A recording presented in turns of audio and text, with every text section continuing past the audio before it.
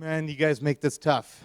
You had Arthur on and Lauren on talking about being charged under the Terrorism Act, and my name is Umar Sheikh, and that scares the hell out of me. No, it's true. It's, because it's interesting. Because and this actually happened, and I'm not going to belabor this, but the first time the World Trade Center was bombed back in 1990-something, the guy's name was Sheikh Omar that they arrested. And I was young, but I was like, oh, that's not good. And then in 2001, one of the bombers was named Omar Sheikh. And I remember having to cross the border during those times, and oh my God, not a good time. So, Arthur, no photos together, but I do, let's keep it clean, man. I'm one step away. Just, let's do that. Okay, so yesterday I had the pleasure of talking to most of you and speaking about our cases. Today I'm going to be going through some very specific acts that I think are very important for us to all understand. We have to know kind of what's coming down the pipe in the next little while. One of the most significant things that the Canadian government has done, and this is a uniparty platform, so it's not really being contested by the Conservatives, certainly not the NDP. And it's proposed by the Liberals, and it's currently in process of being passed. It's called the Online Harms Act. This is a very dangerous piece of legislation, right? So remember, freedom of speech is probably the most important right that you can have in any free democracy. Freedom of speech is so important that I always say that even if I detest what you're saying or don't agree with it, I'll still stand and fight for your right to say it.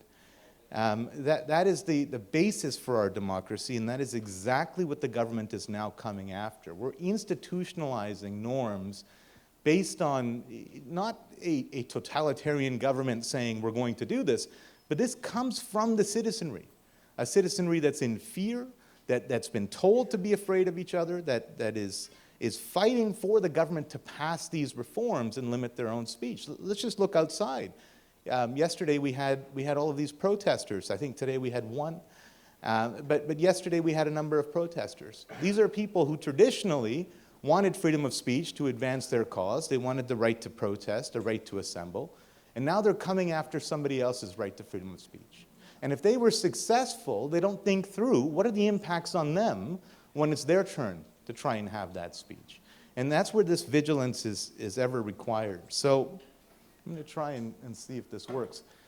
So there's a lot to go over with the Online Harms Act. I'm going to focus on a few things that I think are just extremely troubling, and then I'll be talking to you about some solutions. So the first thing we're doing, and this is happening everywhere. This is happening in the UK. There's an internet bill being passed in the States. Canada is a unique testing ground for this type of legislation. If they get it through Canada, there seems to be a lot more appetite to roll it out across the world, which is what they want to do. The internet has become a dangerous place for free ideas and free speech. Yes, it causes some division at times, and there's a lot of anger online. But at the end of the day, at least opinions can be expressed freely, and you can feel free to agree or disagree with them. Well, now, what we're moving to, as soon as this act passes, is a basis where the government controls the internet service providers and those who provide the platforms for speech.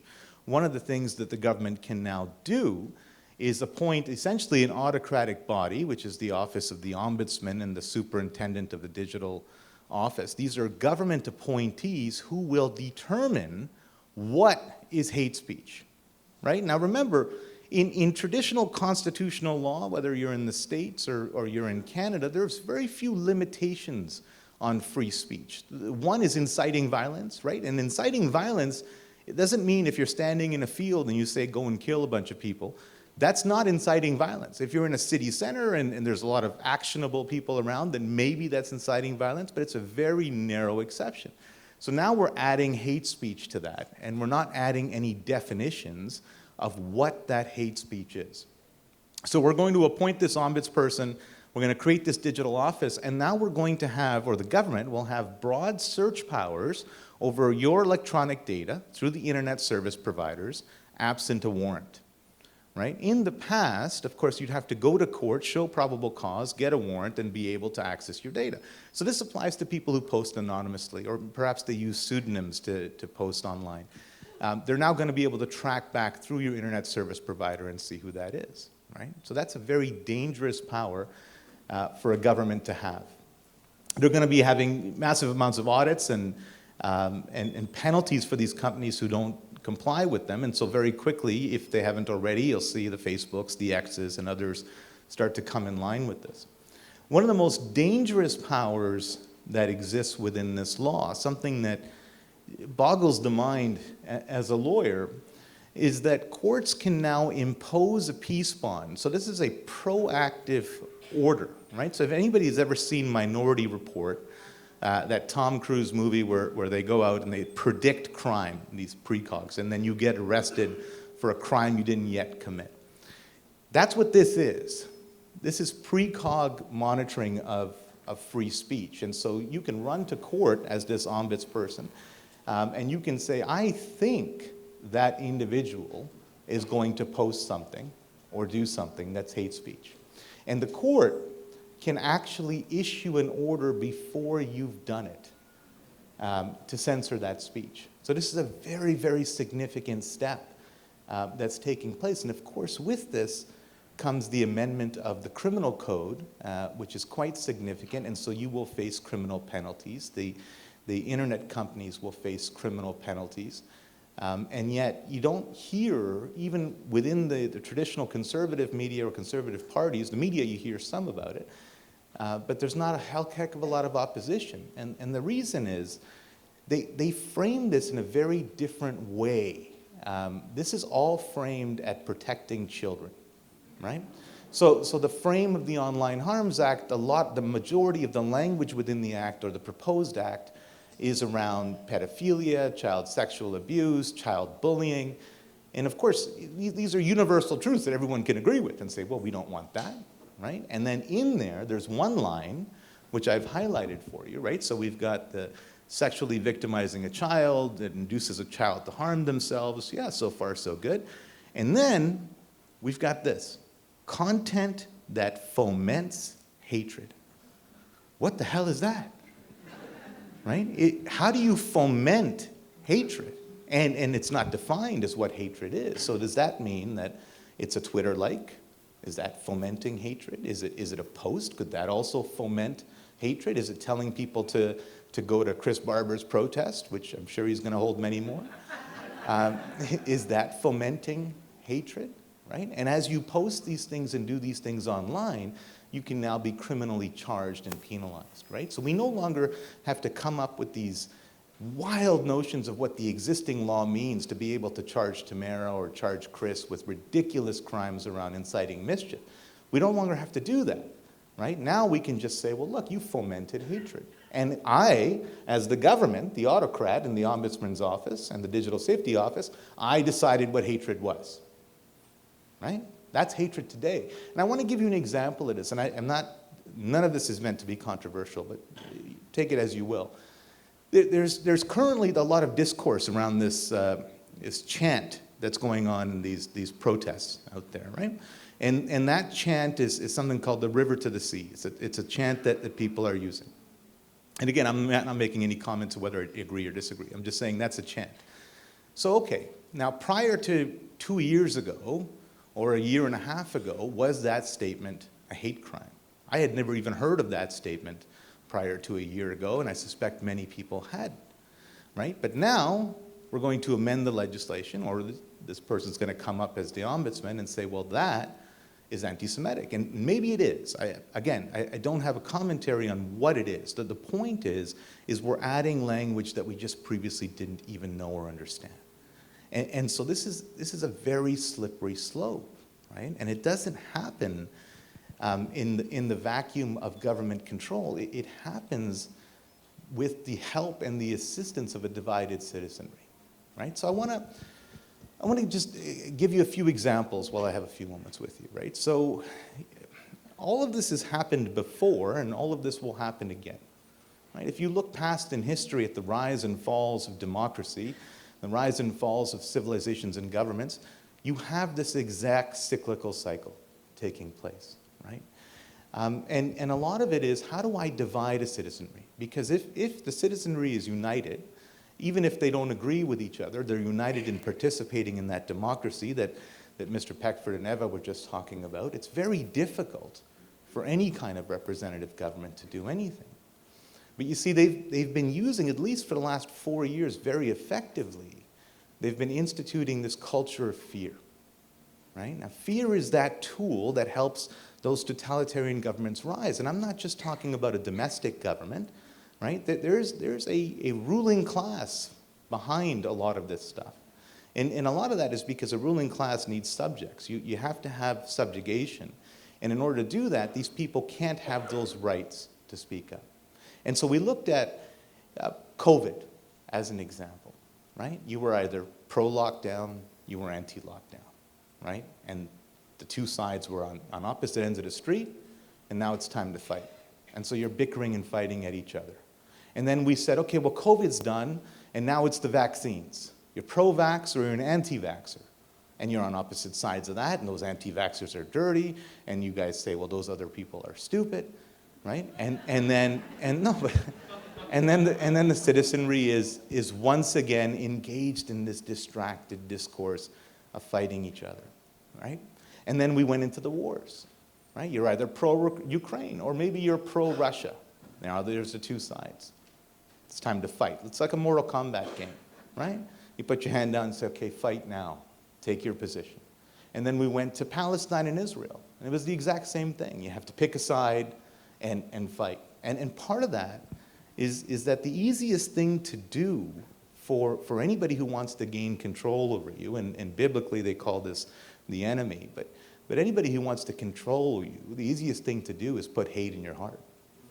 That's the absolute easiest emotion to manipulate. It's so difficult even to self-reflect and say, you know, how do I get rid of that hate? But they know how to use that. And so you create this hatred, right? Yesterday I was seeing a protest. There's people angry at the protesters. Well, protesters are angry at the people. The government's passing the bloody Online Harms Act. Nobody's talking about it, right? That's the design that's instituted, right? And I'll tell you a story of how I combat this in my own house, because it comes up so much when you're trying to raise your children. You know, my son really hates it when I talk about him on stage or at any kind of event. But this is why I do it, because I know he's going to be irritated by it. But, you know, so my son is in grade 8 now, and he's in school, and so every year this school does a grade 8 fundraiser, right? So the kids get together and pick a charity, and then they fundraise towards it. It's dumb things like balloons and Costco cookies that parents pretend they baked, which you didn't bake it. You didn't bake it. I know you didn't bake. You went to Costco. We all did, right? But so they do that. And so this year, the kids in that class voted, and they said, well, we want to donate money to children in Palestine, right? So fair enough, right? Agree or disagree, this is what the kids wanted to do. And then there was a Jewish family in that school who was upset by this, and that's okay too, and they said, hey, you know, we don't want to participate in this, and the school came up with a great idea. They said, well, let's do 2 fundraisers, right? We'll do this fundraiser, and people want to donate to that, that's fine, and we'll do an Israel fundraiser, and if you want to donate to that, that's fine. So you would think that this is a good thing to do. But already, my son and his friends are starting to think that this is some sort of competition. So he comes home and he says to me, he says, Dad, we're going to raise more money, we're going to win. And I'm stunned. And I said, what do you think you're going to win? Right? And then I told my kid, I said, here's what I want you to do. I said, I want you to take half the money that you raise, and I want you to walk over to the Israel stand and give it to that little girl for her cause that she's raising. Right?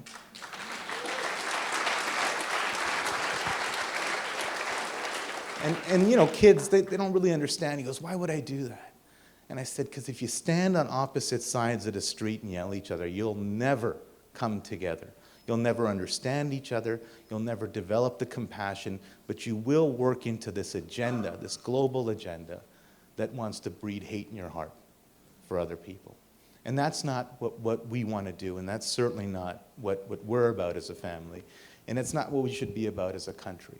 All too often on Twitter and Facebooks or whatever these social media platforms are, people are angry, right? I mean, these hate, hate, hate, hate. Great. They're passing the Online Harms Act, right? I mean, nobody's angry about that. You barely hear about these things. And so British Columbia is the left of the left, right? So, well, no, it really is. It's a very interesting place to try and be a conservative. Although I might agree we might need a new political party. But, yeah. But, so British Columbia, so now I want to show you this theme of what's going on in the world right now, and this is going to roll out everywhere. So now you've seen, okay, so the government is appointing these autocrats, these ombudsmen, these people. They're criminalizing speech. They're not defining what that speech is. Warrants are being thrown out the window, and people are going to be thrown in jail for sure, right? This is going to happen. There's going to be test cases, and we're certainly ready to take those cases when they come.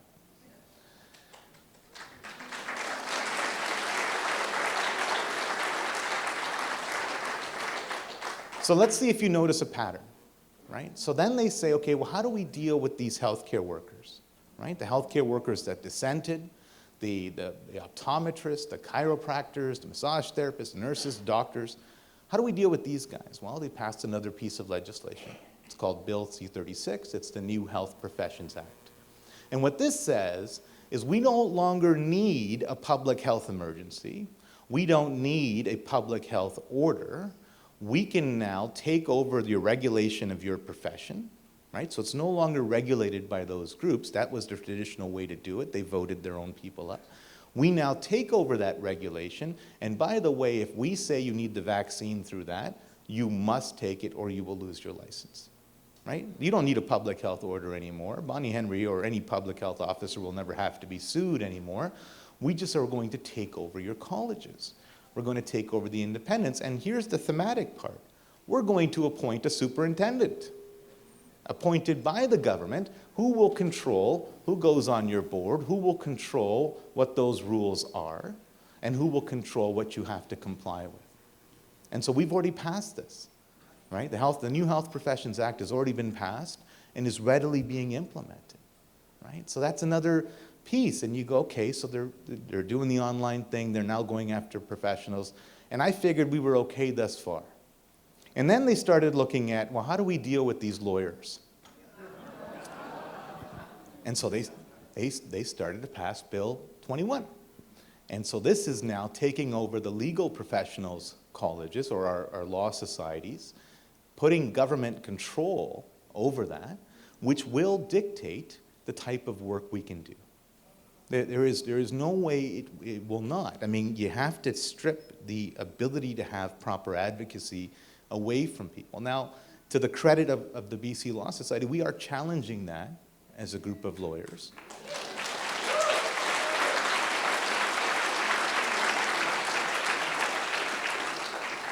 But we don't yet know if it's going to be successful in any way. But that's the next frontier, right? So it's hate each other, eliminate compassion from your hearts, and demonize the other. Then advocate for the suppression of free speech so that you feel safe. It's all in the name of safety, right? You will feel better. Your brittle ears will not have to hear the vile language that whoever else is presenting out there. And you'll sign up for that. Not people in this room, I'm sure, but people at the large majority will sign up for that. And that's how the government will eventually take up the last mantle that we have left, which is free speech in this country. And so we have to stay vigilant, but we have to mount proper legal challenges to these things. And people just don't understand. I mean, there's all of this fatigue because of COVID, the litigations, and there's disillusion in the courts, but that's the only system we have. That's the only place we can go, whether we believe that they're corrupt or not corrupt. It doesn't matter. But we have to get together to be able to do it. All too often, what we see in my business is a lot of people that are angry with these laws, but are unwilling to put their name out there. They're unwilling to fund these litigations. We go up against opponents every day with unlimited money, with unlimited resources, and we stand relatively alone to try and fight that battle. Right? And if you take any message away from engagement out of this talk, it's to come together around these issues, get that litigation going, and fight back, and stand for everyone's right to free speech, whether you agree with it or not. Thank you very much.